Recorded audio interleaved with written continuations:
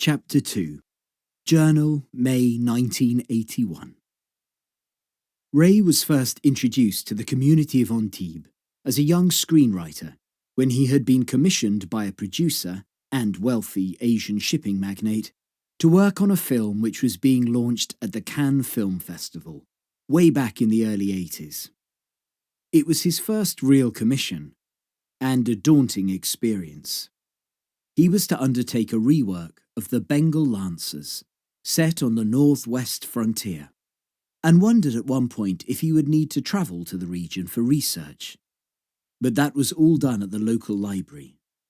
Ray was more than naive on how the industry worked. Most of all, how he would work and measure up to the task at hand.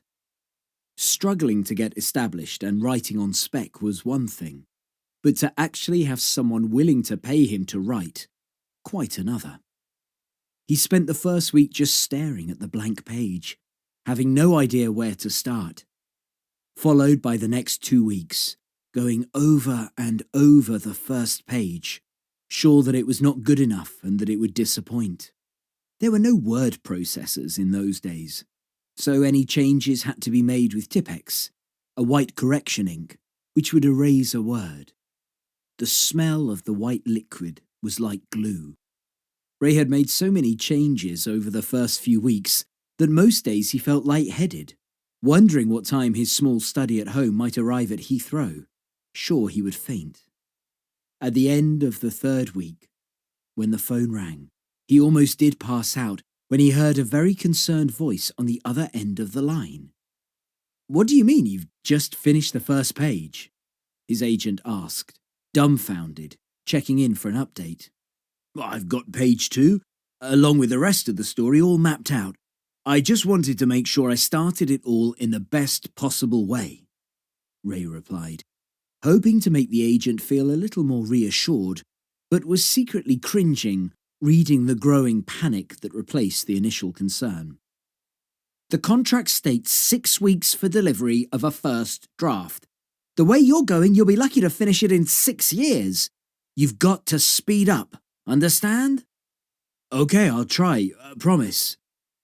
"I don't know if I can stall the producer. He's chasing to read what you've got so far. God knows what I'll tell him, but it sure as hell can't be to send a courier. What, for the first page? I thought you'd be halfway through by now." "So did I."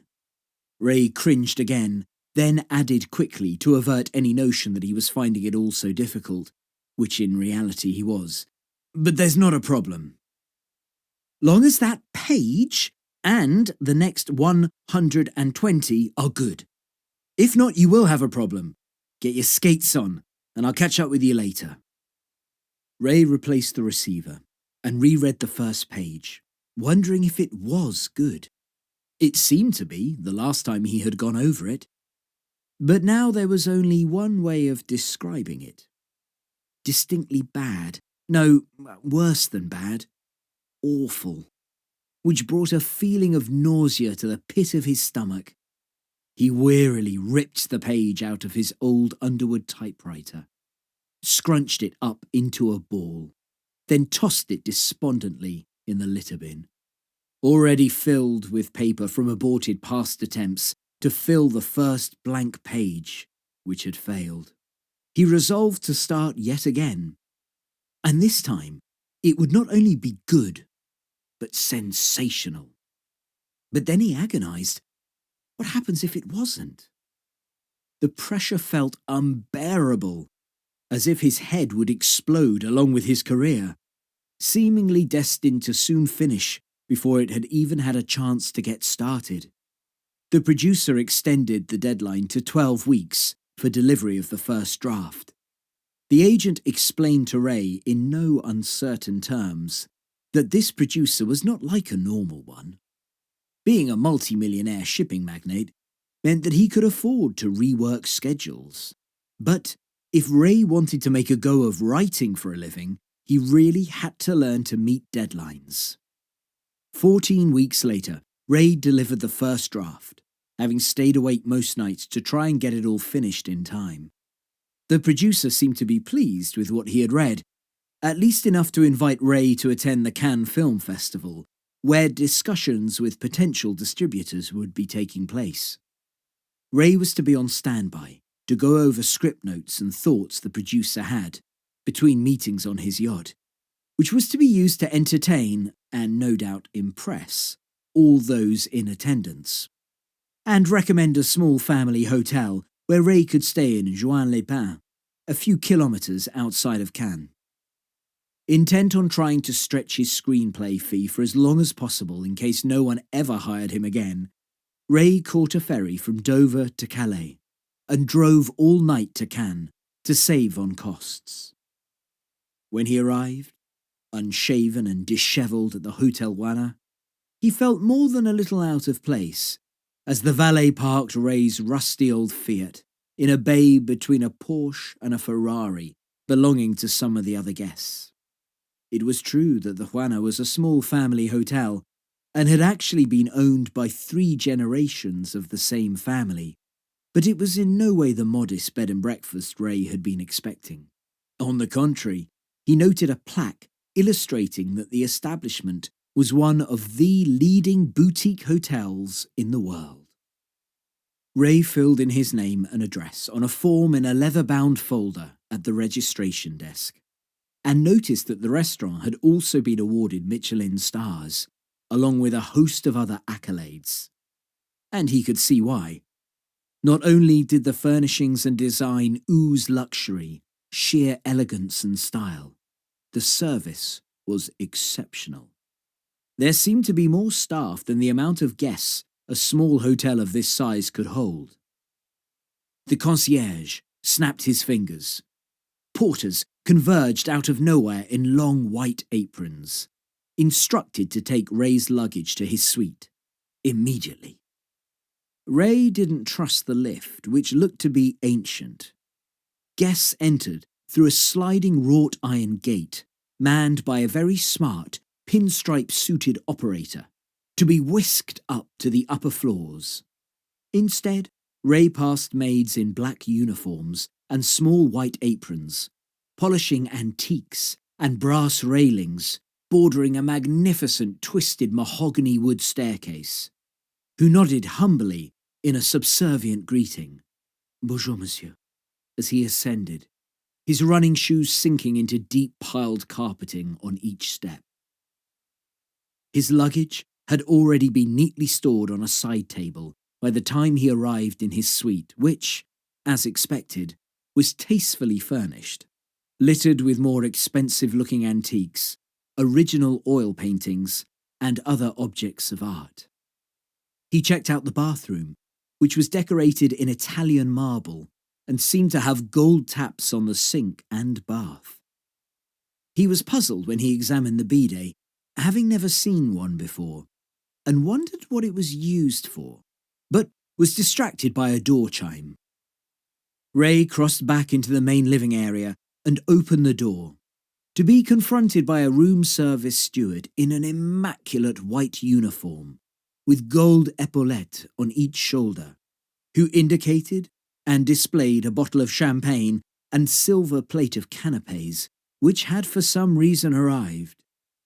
"There must be some kind of mistake. I didn't order anything." "No mistake, monsieur," the steward said, placing the bottle in an ice bucket, then the canapés on another side table, which had already caught Ray's eye. "It is with the owner's compliments. Shall I open the champagne and pour a glass?"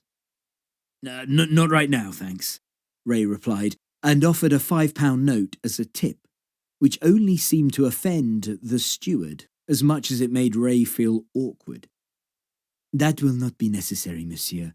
At Hotel Juana, it is our duty as well as my pleasure to be of service." The steward smiled with more than a hint of haughty disdain, then left. Ray closed the door and sighed to himself, then checked out the bottle of champagne, which looked to be expensive. If it was complimentary and they were to make a profit from his stay, he was now starting to worry, wondering just exactly how much this place would cost. Probably a small fortune, from what Ray had seen of the glamorous and clearly expensive region so far. Juan-les-Pins, was conveniently located approximately halfway between Nice and Cannes, each being about a 20-minute drive away. A small community, the historic town had distinguished itself over the years as a playground of the rich and famous international jet set, attracted to the chic boutique, award-winning restaurants, nightclubs and casinos, along with the elegant villas and stylish hotels, dating back to the glorious days of France's indulgent and decadent Bel Age. With the advent of the motion picture and television industry, Cannes had occupied the dazzling spotlight. But before long, many preferred the sanctuary of Juan-les-Pins, which was a little more understated, stylish, and discreet. The silent screen heartthrob, with the melodramatic makeup around the eyes, Rudolph Valentino, owned a luxurious mansion in the surrounding area of Antibes in 1920, now an exclusive, highly rated resort hotel, and once favourite destination of a range of celebrities through the ensuing years, from Josephine Baker to Pablo Picasso, Edith Piaf, to even Princess Grace of the tiny nearby Principality of Monaco. Like Prince Rainier, many had become enamoured with Grace Kelly, as was Ray as a young boy when he saw her in the musical film High Society. The camera also seemed to fall helplessly in love with such a captivatingly beautiful leading lady, who starred opposite other legends Bing Crosby and Frank Sinatra in the motion picture. Rumour had it that she had affairs with both Hollywood icons. But that might have just been the spin of a press agent. It couldn't have been that difficult to get coverage with readers and gossip magazines seemingly unable to satisfy an insatiable appetite for news of any screen god or goddess from the Hollywood silver screen. Excalibur, Heaven's Gate, and Chariots of Fire were in competition the first year Ray attended the film festival, along with some more esoteric, mostly European titles, for the prestigious Palme d'Or Award. More commercially driven mainstream vehicles were screened in all the luxurious hotels, with many more in development for future release being discussed. Hollywood had swallowed up what had once been a forum for art house innovative cinema. Now the Cannes Film Festival had become more of a place to network, wheel and deal, and hopefully sign and seal. Gigantic billboards of so many so-called A-list stars of the day smiled down upon the crowds along the Croisette, made up of locals trying to go about their business, tourists eager for a glance of a famous face, a glamorous starlet hoping to be discovered, but mostly those involved in the motion picture industry trying to cram in as many meetings as their already overspilling appointment diaries would allow. Ray heard two executives discussing a deal on the street as he got out of the taxi and paid the driver. One of the men sounded desperate, advising that he had about 80% of the finance in place for his latest production. The other man mentioned that he might be able to help with the deficit, but wanted to recoup in the first position, with a piece of the gross and not just the back end, suggesting to the other man before rushing away to send over the script to his hotel and he would have it assessed. It all sounded like a different language. Ray had no idea what the men were talking about. But it must have been important, as he noticed a huge sense of relief on the one who appeared to be desperate, now breaking into a sly, devious smile. Ray wondered if he was the type who could be trusted. Whatever they were discussing, Ray hoped the other one who was going to have the script assessed had his wits about him. There seemed to be something a bit shady going on. But he was more concerned by what lay in wait for him. Ray had been summoned by his producer to Q9 for a meeting about his own screenplay, and recognised the Palais de Festival as he walked to the jetty. He had often seen the building on some newsreels when stars attended the red carpet premieres, and he was also sure that he passed Roger Moore, who had just disembarked from a yacht berth nearby, surrounded by a huge entourage.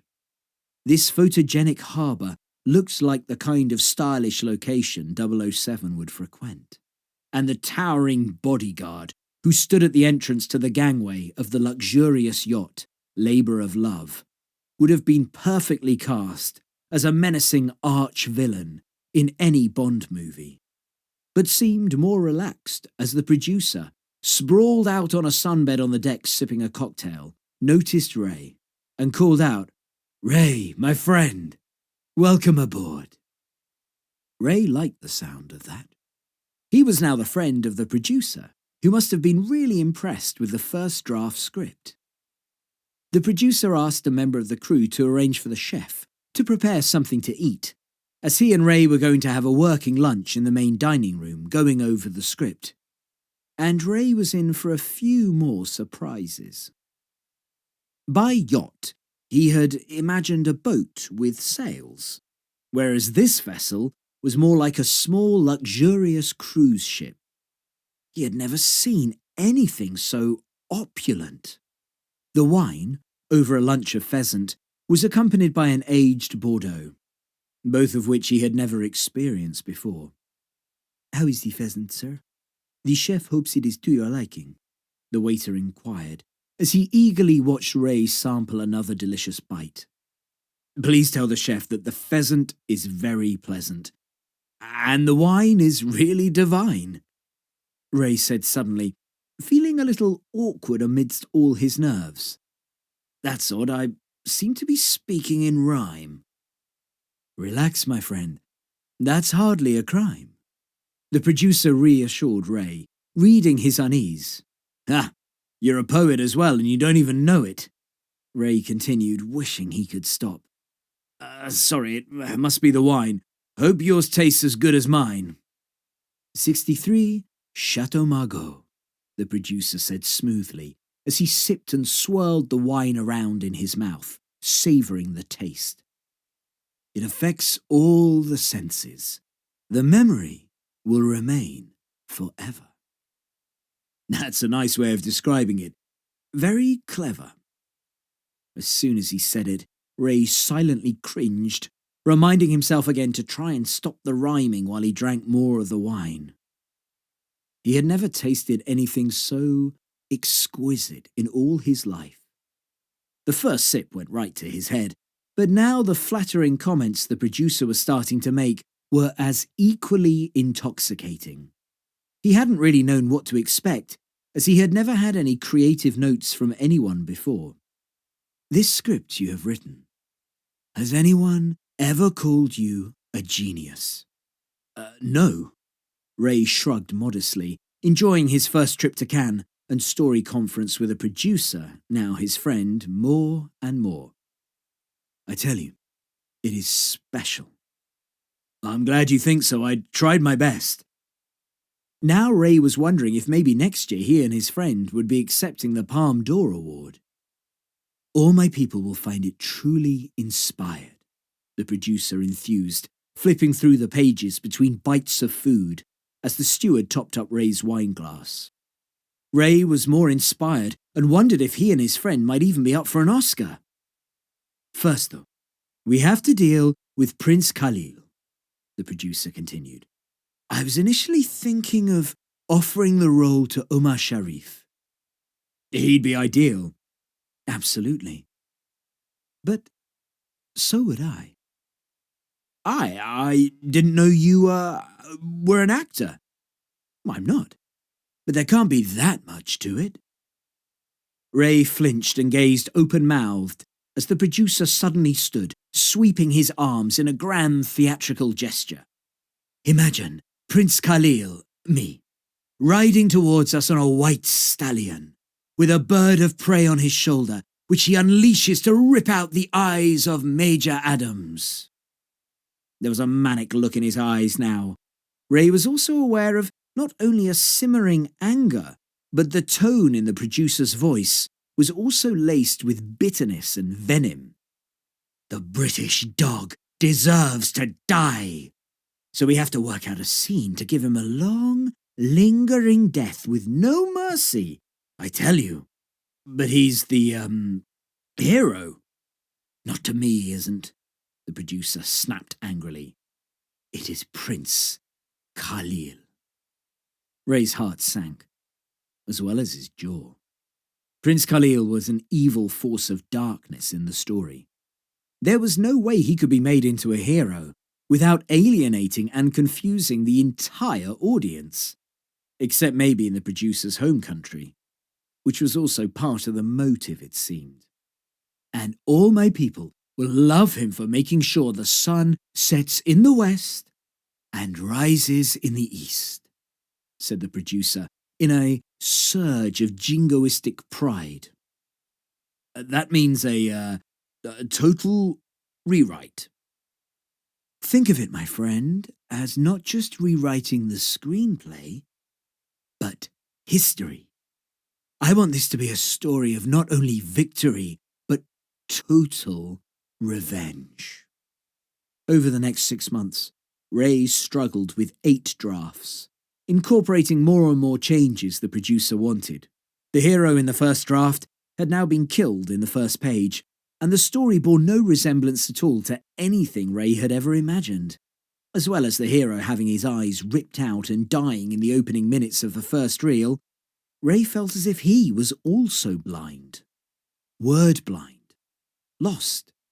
Feeling more like a secretary taking dictation than a writer. Slavishly revising whatever he was asked, where nothing about the story or characters made any sense to him anymore. Besides planning to star as the once villain but now new hero, Prince Khalil, the producer had decided that he was actually also going to direct, which further compounded problems. The film was in pre-production, already going way over budget, before even a second of footage had been shot. With an army of stuntmen training hundreds of Arabian stallions for a huge battle sequence, where the army of Prince Khalil would slaughter the Bengal Lancers, and a huge team of location scouts was scouring the globe for the perfect location, while crews were building expensive studio sets. Whatever locations were finally chosen could precipitate a logistical nightmare of scheduling to transport the cast and crew between the sets and locations. But it was what the producer, lead actor and director wanted.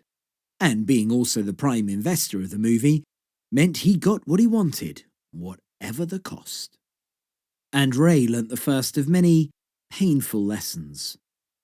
Not only was it important to try and protect any creative integrity in his work, but he needed to follow his instincts. He felt like not just walking away from it all, but running as fast as he could on so many occasions, which he probably should have done, rather than soldier on. If something is broken in the beginning, then it is rarely fixed in the end.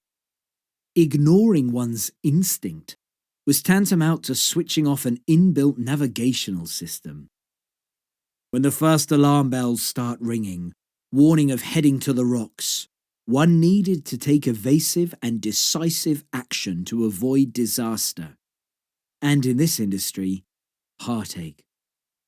Ray also was starting to realise that talent was not the only element which one needed to succeed in the industry. A lot came down to being in the right place, at the right time, with the right project, and the right people. Luck also played a part, certainly to help try and differentiate if one was with the wrong project at the wrong time with the wrong people. The producer might have been endowed with hidden talents as an actor and director, may well have been the next Orson Welles, but his vast wealth had given him an accelerated backdoor entry into the industry, where money didn't just talk, it screamed. Those who either had it or could make it through the box office had all the power, and were not only courted, but totally indulged. The golden rule seemed to be that those with the gold made the rules. The biggest lesson was to identify who had the gold, which became evident in the form of a phone call from Ray's agent. I've got good news and bad news. The good news is you can stop writing. Really? Ray replied with an overwhelming sense of relief. Finally. The producer liked the latest draft? I don't know. He's, done a runner, leaving behind a mountain of debt. The bad news is the screenplay is now owned by the liquidators. So it looks like you can kiss goodbye to the last delivery fee, and I'll lose out on my 10% as well. The norm in the industry is that when a writer is commissioned, he or she would obtain 25% of the initial fee on commencement of the screenplay, 25% on completion and delivery of the first draft, with the remaining 50% payable on acceptance of the final draft, which in this case seemed to have gone on forever. Ray had been encouraged to try and deliver what the producer wanted, as it could be an important credit, as well as being fiscally rewarding, with another vast payment due on the commencement of principal photography, basically when the film started production.